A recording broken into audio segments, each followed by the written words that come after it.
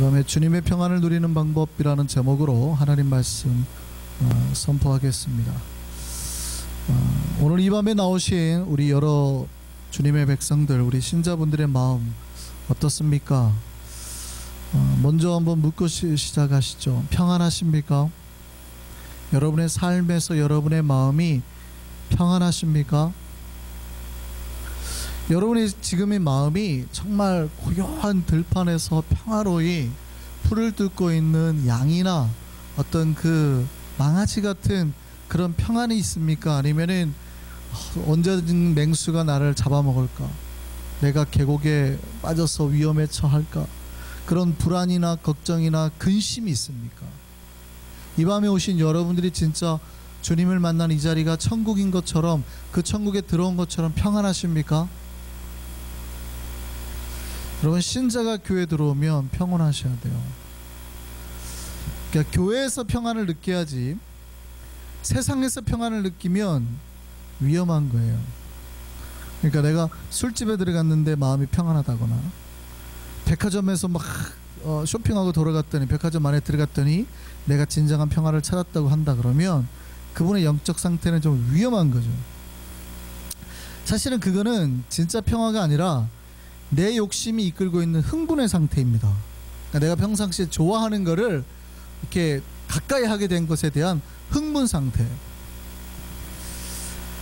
이 흥분과 평안을 혼동하면 안 됩니다. 흥분해도요, 몸에서 도파민이 나와요. 그러니까 통증을 못 느끼는 거예요. 내가 그런 걸 보고 막 갑자기 내가 좋아하는 것들을 보고 내가 재밌는 것들을 해도 똑같이 흥분 상태가 되기 때문에 몸이 이렇게 약간 그 나오는 호르몬 때문에 내가 평상시에 아팠던 거, 힘들었던 거, 괴로운 것들 순간적으로 잃게 된단 말이죠. 그런데요, 그 흥분은, 그 도파민은 잠깐 후면 사라지는 거예요.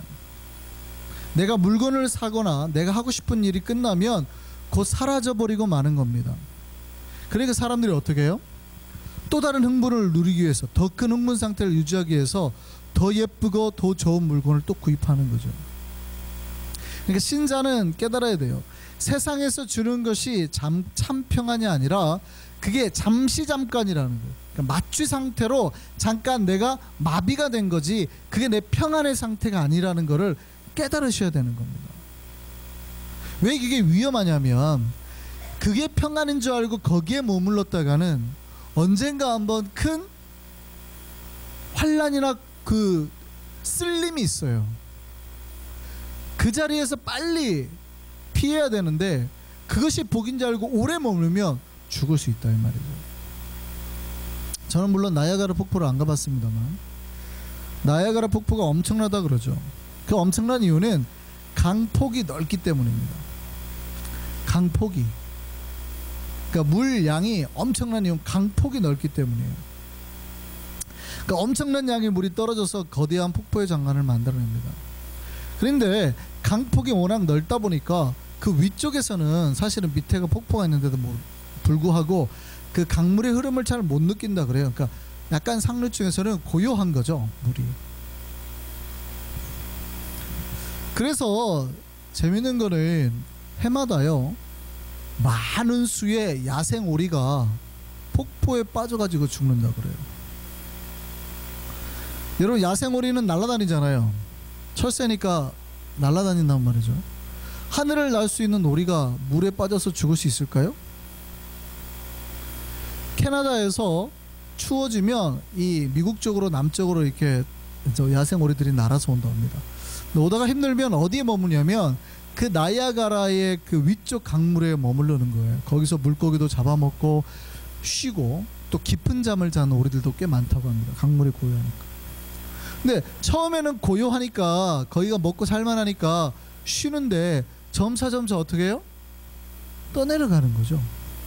근데 떠내려가다가 나중에는 그 위에 있을 때는 괜찮은데 밑에 물살은 센 거예요. 폭포 근처에 가까이 가면 벗어나고 싶어도 그 물살에 쓸려서 못 벗어나는 거예요. 그래서 떨어 죽는 오리가 꽤 많다는 거예요.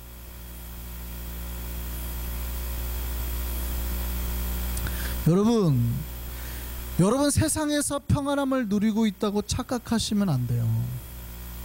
거기는 잠시 잠깐 머물다 떠나는 데지, 거기서 주는 평안은 진짜 평안이 아닙니다. 우리는 고향에 도달할 때까지, 본향에 도달할 때까지의 평안은 우리에게 진짜 평안이 아닌 거예요. 세상이 주는 잠시 잠깐의 평안의 만족을 누리면, 그것을 느껴버리고 안주해버리면 결국 그거는 우리를 멸망으로 이끌 수 있다는 얘기죠. 그래서 이 땅의 삶은 진짜 평안을 누릴 수 없어요. 저 천국이 우리에게 진짜 평안의 장소예요. 그런데 감사한 건 우리가 이 땅에 사는 동안에 천국의 평안을 누릴 수 있는 데가 있어요. 거기가 어디냐면 바로 교회란 얘기죠. 그래서 신자들이 교회 와서 이 땅의 삶의 분주함 속에 살다가도 교회 와서 우리가 궁극적으로 누릴 저 천국을 맛보는 거예요. 천국의 평안을 누리는 거예요. 그래서 여러분, 교회 오시면 평안하셔야 돼요. 교회 들어오시면 평안하셔야 돼요. 근데 교회 들어왔는데도 불안하고, 교회 들어왔는데도 근심이 떠나지 않고, 이런 문제가 있어요. 물론 저는 예배당 자체에 능력이 있다고 말하지는 않습니다만, 주님을 만나러 온 이 자리에 들어오는 순간 여러분이 평안함을 느껴야 된다, 이 말이죠.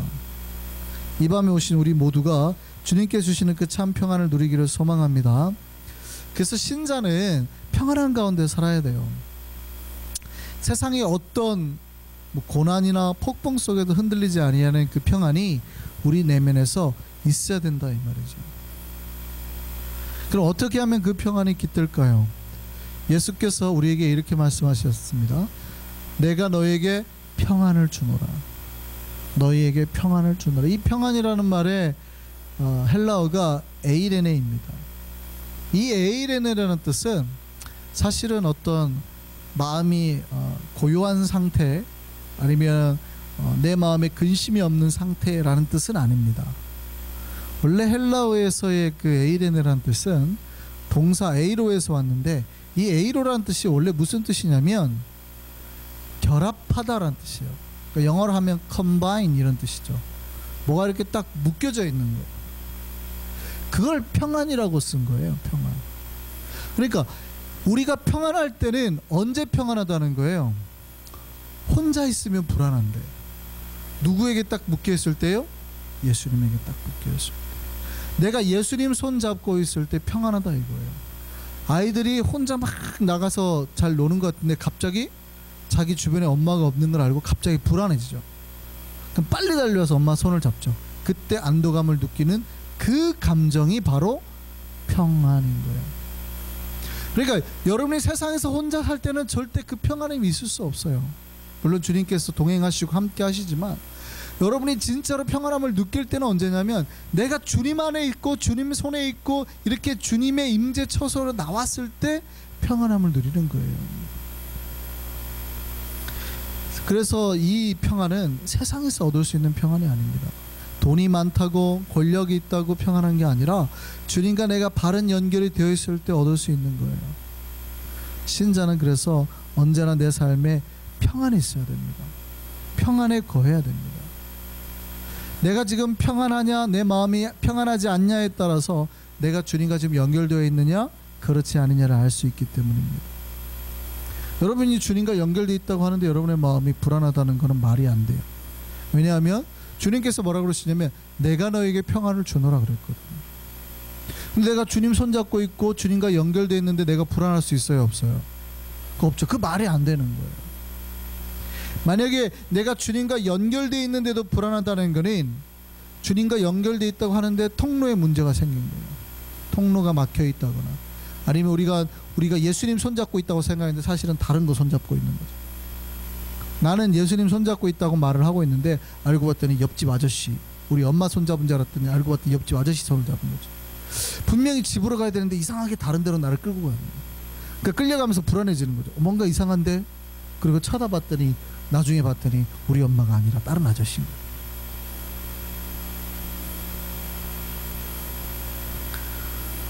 거예요. 예수님 붙잡고 있는 우리에게 이 밤에 주님의 평화가 임하기를 소망합니다. 평안하셔야 돼요. 주님과 연결되는 방법이 있습니다. 우리가 주님과 이렇게 연결해서 평안을 누리는 방법이 뭘까요?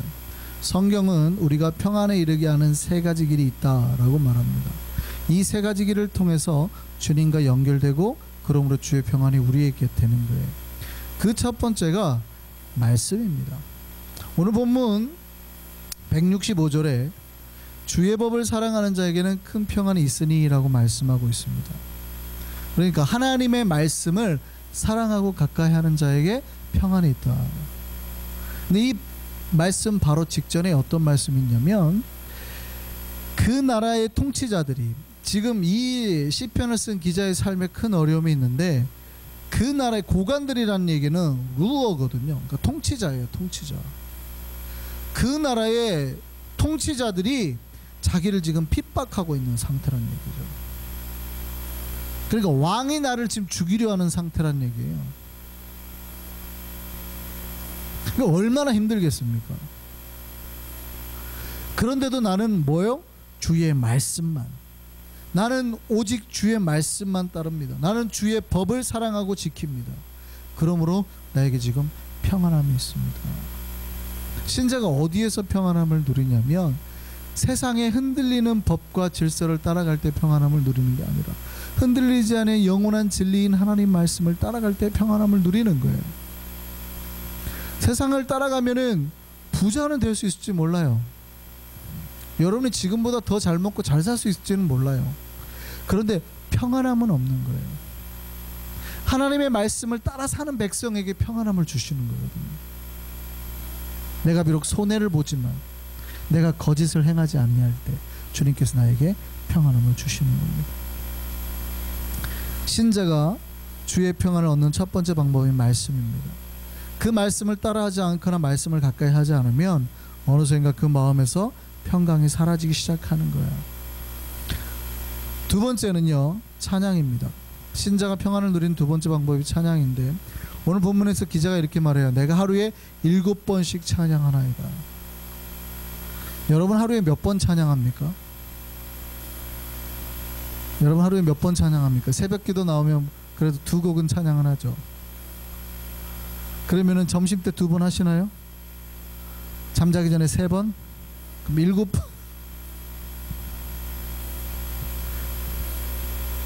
이 시편 기자가 자기는 하루에 7번씩 하나님을 찬양한다고 고백해요. 신자가 주님으로부터 평안을 얻을 수 있는 방법이 찬양입니다. 내가 지치고 힘들 때, 특별히 하루의 삶을 마치고 집으로 돌아올 때 얼마나 피곤해요. 그때 내가 성경을 읽을 수 없잖아요. 그럼 그때 뭐 할 수 있어요? 찬양할 수 있는 거죠. 내 영혼이 은총 입어, 이러면서 이제 집으로 돌아오는 거예요. 그때 그 찬양 가운데 뭘 느껴요? 평안함을 느껴요. 주님께서 나와 함께 하시는 그 은혜와 기쁨이 찬양 가운데 느껴지면서 하늘의 그 천국의 평안함이 내 마음에 깃들 수 있다.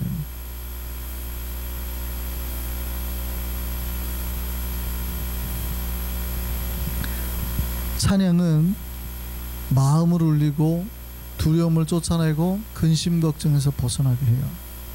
그래서 하나님을 부르는 그 고백을 통해서 주님께서 우리 신자들이 찬양을 할 때 그 찬양하는 자의 마음에 들어가시는 거예요. 주님이 그 마음에 들어가시면 하나님께서, 평안의 하나님께서 그 마음에 계시는 것만으로 그 마음의 평안이 시작이 됩니다. 우리가 찬양함으로 주의 평안을 누리는 주의 백성들 되기를 소망합니다. 세 번째는요, 신자들이 평안을 누릴 수 있는 방법이 기도입니다. 오늘 본문에서 이 시편 기자가 이렇게 말해요. 여호와께 부르짖고 또 간구한다라고 말합니다. 신자가 하나님의 평안을 누리는 방법이 바로 부르짖음과 간구입니다. 이거는 굉장히 직접적인 방법이죠. 그러니까 내가 지금 문제가 있어요. 근심이 있어요. 힘들어요. 걱정이 있어요. 그러면 이 근심과 걱정을 빨리 덜어내고 주님의 평안을 직접적으로 가지고 오는 방법이 뭐예요? 그게 기도입니다. 그게 간구입니다. 하나님, 지금 내가 마음이 힘들어 죽겠습니다. 내가 근심이 있습니다. 이게 지금 내 영혼을 짓누릅니다. 이 근심 걱정 없애주십시오 라고 직접적으로 간구하는 거예요. 그리고 주님, 나에게 평안함을 주십시오. 기도는 굉장히 직접적인 방법이에요. 그러면 하나님이 그들이 간절한 신음소리를 들으시고 응답하시고 삶의 문제를 해결해 주시는 거예요. 그래서 신자가 평안함을 얻을 수 있는 방법 세 가지예요. 가장 기본적인 기초적인 기독교가 가르치는 가르침이에요. 이 세 가지를 통해서 주님께서 주시겠다는 평안, 천국의 평안을 우리가 얻어 누릴 수 있다 이 말이죠. 그럼 여러분 한번 묻겠습니다. 말씀을 가까이 하십니까? 찬양을 정말 순간순간마다 하십니까? 내가 하나님 앞에 부르짖고 간구하고 있습니까? 근데 만약에 나에게 세 가지도 없다면 어디서 평안을 얻으시는 거예요? 만약에 나에게 이 세 가지가 없다면 도대체 어디서 평안을 얻으시냐는 거예요. 그러니까 많은 신자들이 말씀도 안 읽고 찬양도 안 하고 기도도 안 하고 사실은 홀로 버려진 상태에서 불안 속에서 삶을 사는 거예요. 그런데 그 불안한 마음속에 하나님 왜 나를 이렇게 버려두시는, 목사님 왜 이렇게 힘든지 모르겠어요, 왜 이렇게 근심이 많은지 모르겠어요, 왜 이렇게 걱정이 많고 우리 애들은 어떡하죠? 그런데 그 얘기를 하기 전에 제가 먼저 질문하고 싶은 건 그거예요. 말씀 읽으셨어요? 하나님 찬송하셨어요? 기도하셨어요? 말씀하든 찬송하든 기도를 하든 했으면 주님 약속대로 평안이 임할 텐데.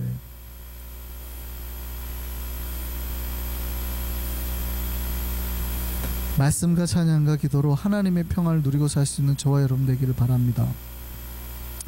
평안은 제가 이렇게 아무리 얘기를 해도 여러분 평안은 배워서 알 수 있는 건 아니에요.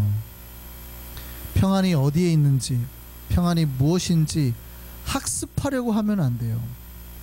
여러분 평안이라는 말의 헬라어를 배우려는 게 이 밤에 모인 우리의 목적입니까? 에이레네가 뭔지 요거 배우려고 나오신 거예요? 그거 아니죠. 여러분 평안을 누리게 하기 위해서 제가 여러분에게 이 설교를 하고 있는 거예요. 여러분의 마음에 지금 평화롭게 되라고요. 이 밤에 오신 여러분의 마음이 주님의 그 주신 평화로 평화롭게 되라고요.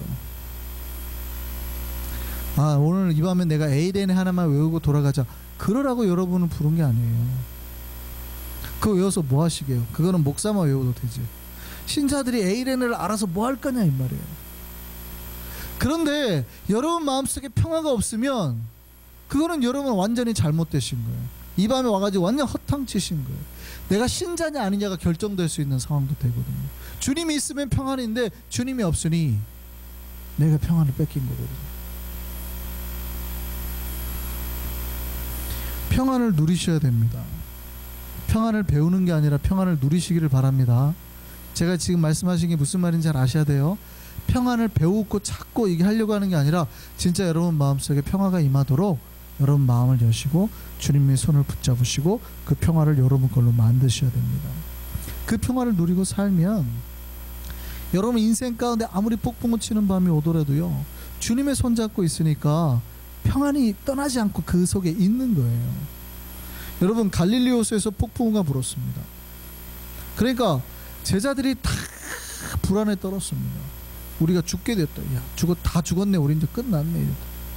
근데 그 배에 예수님이 있었거든요. 그러니까 제자들과 함께 했단 말이죠. 근데 제자들이 어떻게 해요? 우리는 다 죽었네. 다 죽었네. 그때 예수님이 제자들에게 뭐라고 하셨을까요? 걱정하지 마, 내가 여기 있어, 그렇게 얘기하셨을까요? 니네 지금 왜 두려워해? 니네 왜 지금 무서워해? 마가복음에는 믿음이 없는 자, 그 다음에 마태복음에는 뭐라고 그랬을까요? 마태복음 8장 25절 말씀 볼까요? 같이 보겠습니다. 시작. 그 제자들이 나와 깨우며 이르되 주여 구원하소서, 우리가 죽겠나이다. 예수께서 이르시되 어찌하여 무서워하느냐, 믿음이 작은 자들아. 신자가 삶에서 평안함을 누리고 살아야 되는 거예요. 그런데 여러분 삶에 근심이 오고 무서움이 들면 지금 내가 어떤 상태인 거예요? 내 믿음이 줄어들고 있는 상태. 믿음이 사라지고 있는 상태인 거예요. 예수님이 거기다가 뭐라고 말해요?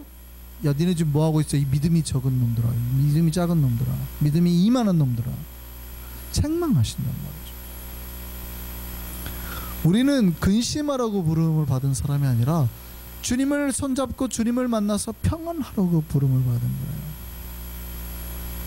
예수님의 제자들은 예수님과 함께 배에 있었는데도 불구하고 평안하지 못했어요. 그 이유는 뭐냐면 예수님을 붙잡고 있지 못해요. 그 붙잡지 못했다는 얘기는 무슨 얘기냐면 주님을 깨웠죠. 근데 정확하게 예수가 누구인지 알지 못했어요. 그러니까 그거는 정확하게 예수님과 연결되어 있지 못했다는 얘기예요. 도대체 누구시길래 이 폭풍까지도 바람까지도 잔잔케 하시는가 이러거든요. 누군지를 몰랐다는 얘기예요.